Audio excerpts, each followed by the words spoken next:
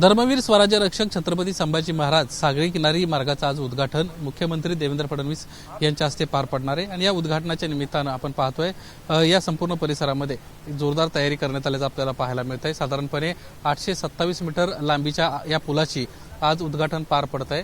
2400 metric ton या पुलाचं वजन आहे, तर साधारणपणे 143 मीटर लांबी आहे या पुलाची, तर रुंदी 27 मीटरची असल्याचं पाहायला मिळत आहे। आज साधारणपणे या संपूर्ण पुलाचं उद्घाटनाचं पूर्ण काम पूर्ण झालं असून आता उद्घाटनानंतर हा 24 तास नागरिकांसाठी उपलब्ध होताना आपल्याला पाहायला मिळणार आहेत। आजच्या या दोन्ही मार्गिका सकाळी 7 वाजल्यापासून मध्यरात्री वाहतुकीसाठी सुरू राहणार असल्याची देखील माहिती मिळते।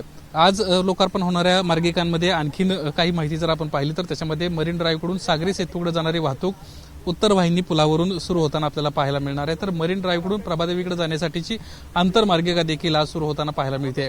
मरीन ड्राईव्हकडून प्रभादेवीकडे जर जायचं असेल तर त्यासाठीची जी आंतरमार्गिका आहे ती देखील सुरू होताना आपल्याला पाहायला मिळत आहे। बिंदू माधव ठाकरे चौकातून सागरी सेतूला जोडणारी आणि वांद्रेच्या दिशेने जाणारी आंतरमार्गिका देखील आज सुरू होणार आहे। त्यामुळे वाहतुकीसाठी आणि या ठिकाणी या रस्त्यावरून प्रवास करणाऱ्या नागरिकांसाठी अतिशय महत्त्वाची बाब ही होताना पाहायला मिळते।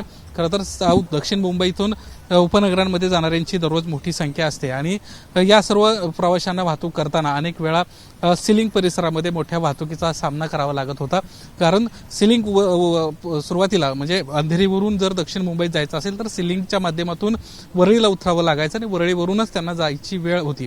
मात्र आता हा नवीन ब्रिज सुरू झाल्यामुळं आता येणाऱ्या आणि जाणाऱ्या दोन्ही प्रवाशांसाठी आता अतिशय महत्त्वाची बाब झाल्याचं आपल्याला पाहायला मिळतंय।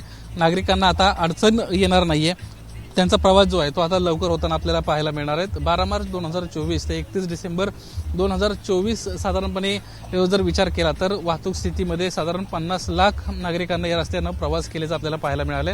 दररोज साधारणपणे 18 ते 20 हजार वाहनं दररोज या रस्त्यावरून जात असतात, त्यामुळे या सर्व प्रवाशांसाठी ही आनंदाची आणि महत्त्वाची बाब असणाऱ्याचं आपल्याला पाहायला मिळत आहे। एकंदरीतच रस्त्याची लांबी ठळक मुद्दे जर आपण या रस्त्याचे पाहिले तर साधारणपणे 10.58 किलोमीटरची ही लांबी आहे, तर बोगदे जे आहेत या संपूर्ण मार्गिकेवर म्हणजे मरीन ड्राईव्ह पासून वांद्रे परिसर जर विचार केला तर 2 बोगदे या ठिकाणी आपल्याला असल्याचं पाहायला मिळत आहे आणि आता ही मार्गिका सुरू झाल्यानंतर आजपासून नागरिकांना एक मोठा दिलासा मिळताना आपल्याला पाहायला मिळणार आहे। समोर या ठिकाणी ढोलताशे आणण्यात आलेले आहेत, यासोबतच पूजा देखील समोर सुरू असल्याचं आपल्याला पाहायला मिळत आहे आणि आता काही क्षणांमध्येच हा ब्रिजचं उद्घाटन पार पडल्यानंतर लवकरच प्रवाशांसाठी ही वाहतूक जी आहे ती सुरू होताना पाहायला मिळणार आहेत।